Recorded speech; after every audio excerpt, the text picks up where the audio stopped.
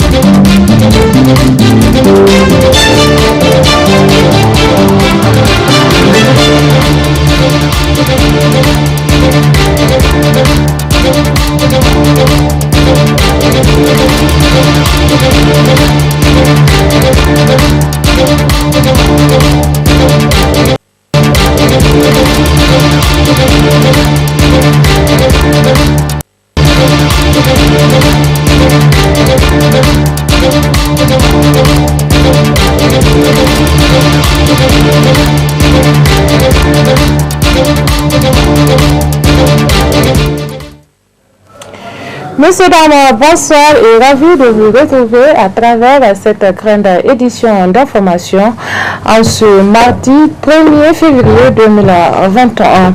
Sous le parrainage du président du conseil de ville de Niamey, Oumar Moumouni Dogari, et du secrétaire général de la section lycée-collège de Niamey.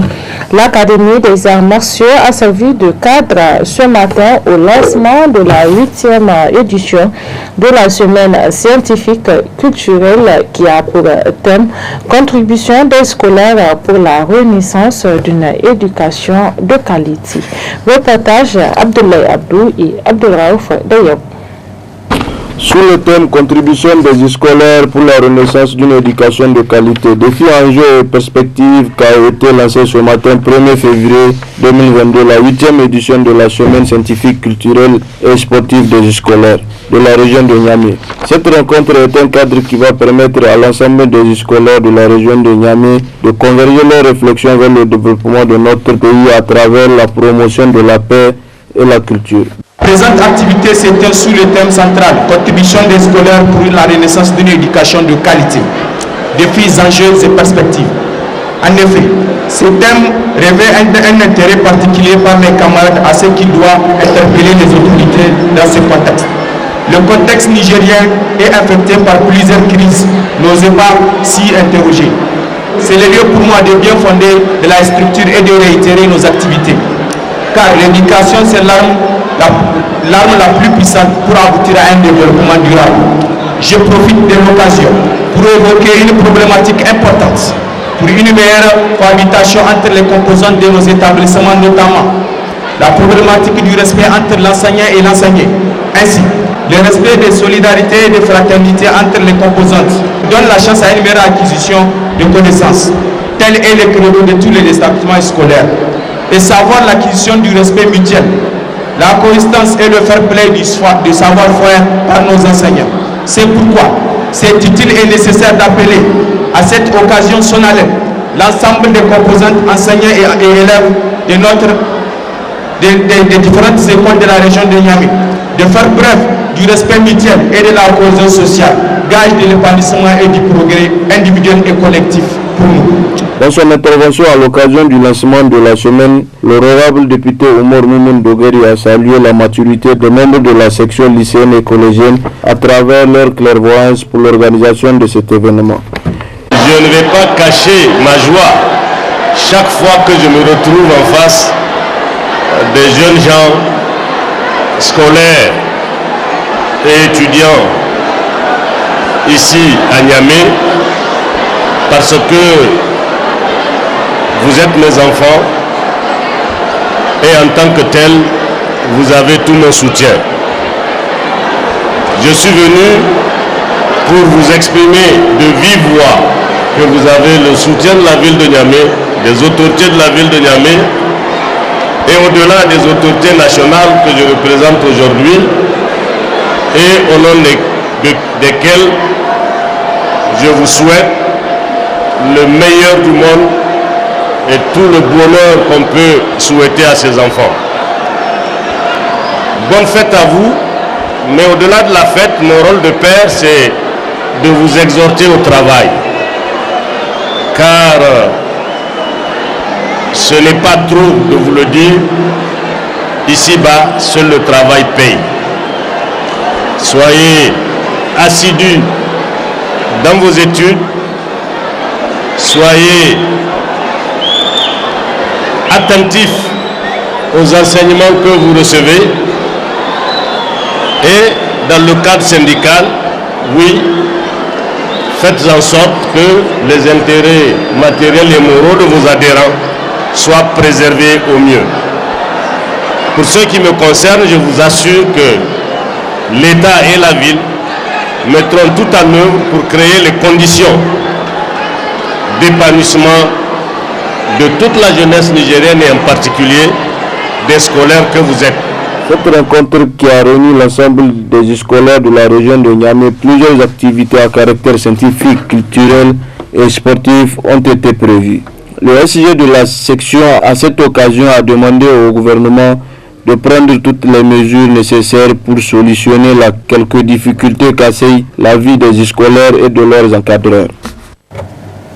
La suite de cette édition, cérémonie d'intronisation du nouveau chef du village de Ndunga Sebangay, El Haj Omar Amadou Talfi. Il est le 8e chef du village de cette localité et la cérémonie s'est déroulée en présence de plusieurs invités de marque, autorités, parents, amis et connaissances. Reportage.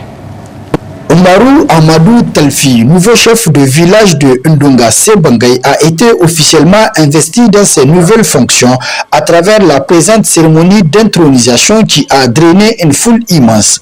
Le porte-parole du chef de village de Ndunga Sebangay a d'abord remercié l'ensemble de la population pour cette forte mobilisation avant de rappeler l'historique de cette tradition. L'intronisation, c'est pour mettre un chef de village, c'est de notre coutume ou bien tradition, on l'a trouvé.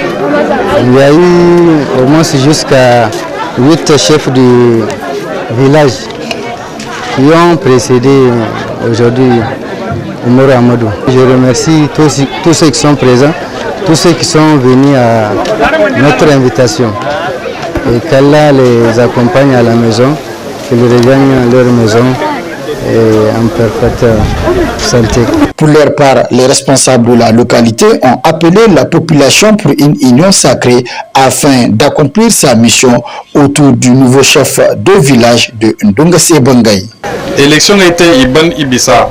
Nous sommes maintenant après les élections. C'est Omarou Amadou Talfi qui a remporté les élections. Maintenant, tout le monde est derrière lui pour l'accompagner, pour qu'il puisse accomplir convenablement sa mission et dans la dignité, comme je l'ai indiqué si haut. Omarou Amadou Talfi est donc le 8e chef de village de Ndunga Sebangay. Il succède ainsi Jibo Intani.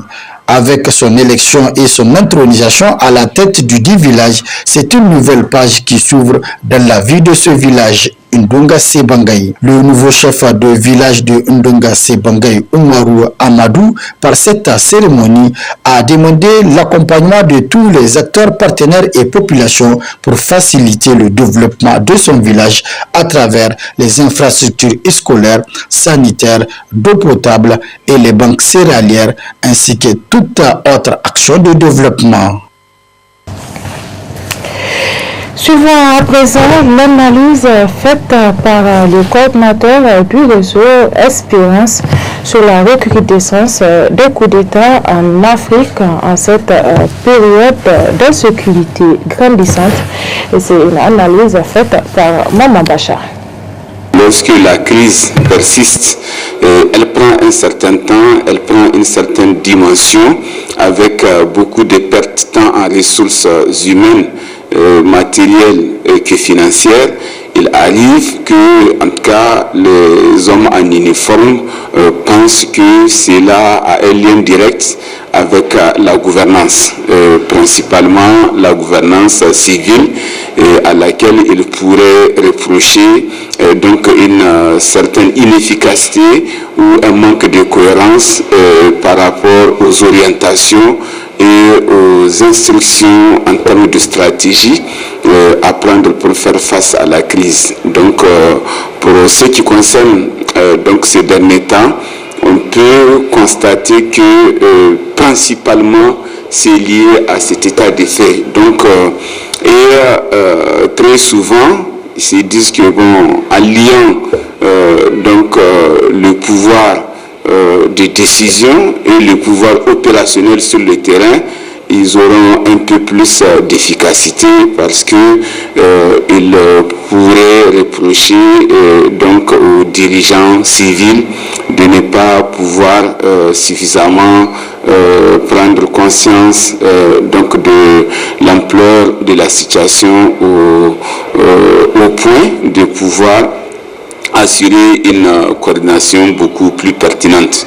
Bon, à tout cela s'ajoute maintenant l'intrusion donc de forces étrangères donc dans la gestion de la crise qui rend souvent les questions très difficiles à être perçues par notamment les forces nationales qui souvent ne parviennent pas à saisir véritablement les éléments nécessaires leur permettant d'agir avec beaucoup plus d'autorité, beaucoup plus d'autonomie et en toute souveraineté. Sur tout un autre plan, le cabinet médical Aïcha Oumoul a servi de cadre à une séance de dépistage du diabète couplé à celui de l'hypertension organisé par le réseau de solidarité des femmes pour une vie meilleure. Haïssa Adamou qui commente les images de Abdelmoumouni Abdraman. Diminuer la proportion de malades qui s'ignorent est l'objectif assigné par le cabinet médical Aïcha Oumoul Mouminin à travers cette séance de dépistage de diabète couplé à celui de l'hypertension. Le choix de ces dépistages diabète et hypertension n'est pas un fait hasard. Ce sont des maladies liées. Étant atteint, le risque de développer l'autre est fort, d'où l'importance de l'initiative d'un dépistage gratuit par le cabinet Aïcha. Le dépistage de diabète couplé à l'hypertension artérielle, comme c'est des maladies qui sont le plus souvent retrouvées chez les mêmes individus. Donc, dans l'objectif toujours d'accompagner la population du point de vue sanitaire, donc ces cabinets qui est une initiation du réseau de solidarité des femmes pour une vie meilleure, donc à penser à faire cette activité afin d'accompagner davantage, comme je disais, et la population. Et il faut essayer de dire aujourd'hui, l'hypertension artérielle et le diabète constituent un vrai fléau dans notre communauté. Donc des réflexions dans ce sens-là et ce genre d'activité, on s'était dit que ça va toujours être un plus, d'accord, parce que souvent les gens étant toujours malades, mais ils ne partent pas consulter, ils restent chez eux jusqu'à un niveau très compliqué. Et là, avec des séances de dépistage, sûrement ça va aider certaines couches justement au niveau de la société qui ne pensent pas toujours à aller se faire consulter à venir dans ce cadre pour se faire dépister gratuitement.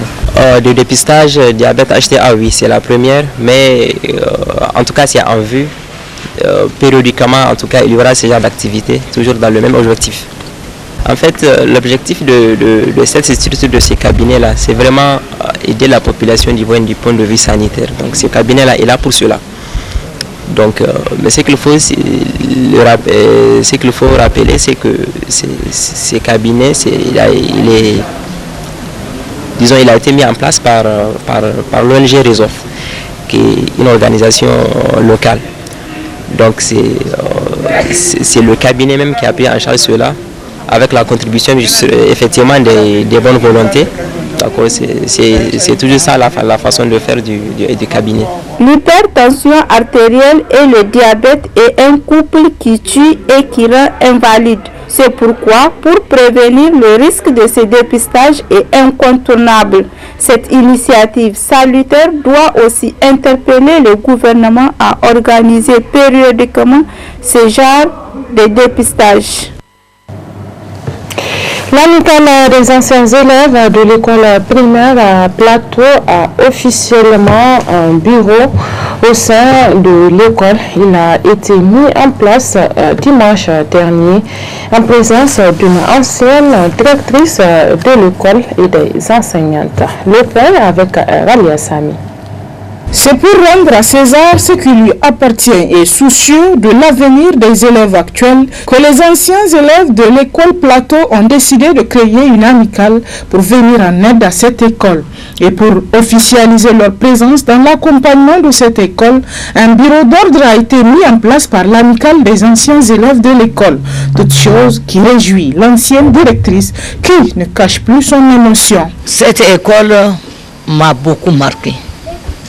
Et j'ai eu des élèves, Dieu merci, aujourd'hui, par leur cursus, je me sens honoré, je me sens fier. Et je prie Dieu qu'il les avance plus loin. Je prie Dieu de nous prêter longue vie. Je prie Dieu pour notre pays, pour la paix dans notre pays et pour tous les enseignants du Niger. Car l'enseignement est une carrière honorable, au-delà de toutes les péripéties que nous avons vécues. C'est un plaisir pour un enseignant de retrouver ses élèves réussir dans la vie. Oui. Et pour mes collègues, filles, petites filles, Ibrahim Kodako et autres là, Damana, les turbulents, je vous dis tous merci et je vous prie de réussir dans la vie. Le vice-président du tout nouveau bureau ainsi mis en place s'engage à travailler pour l'atteinte des objectifs visés par l'amicale. Ce fut un grand honneur pour moi, pour l'ensemble de tous ceux qui sont ici. Certainement, tant d'autres aussi sont de cœur avec nous qui n'ont pas pu faire le déplacement aujourd'hui. Nous sommes tous émus de nous avoir rencontrés, mais aussi de mettre ce bureau qui nous tient tant à cœur. Nous avons beaucoup d'objectifs, nous avons faire beaucoup de choses pour l'école et je suis sûr et certain qu'avec l'engagement de tout le monde, le bureau va réussir son mandat et certainement faire de beaux choses pour l'école nationale en général. Nous faisons l'appel à tous les autres anciens élèves qui ne sont pas informés ou qui n'ont pas pu faire le déplacement aujourd'hui de se joindre à nous pour vraiment atteindre nos objectifs. Et certainement aussi, nous allons faire appel aussi au ministère de l'enseignement secondaire, je pense bien, c'est de l'enseignement secondaire, primaire, pour nous accompagner aussi dans ce sens. Il faut souligner qu'au-delà d'un cadre de retrouvailles, ce bureau est un signe de reconnaissance envers cette école au sein de laquelle leur éducation de base a été assurée. Rappelons aussi que l'amicale a déjà effectué une donation de matériel en faveur de cette école. Et c'est la fin de cette édition d'information. Merci à vous de l'avoir suivi. Passez d'excellents moments en compagnie de nos programmes. Au revoir.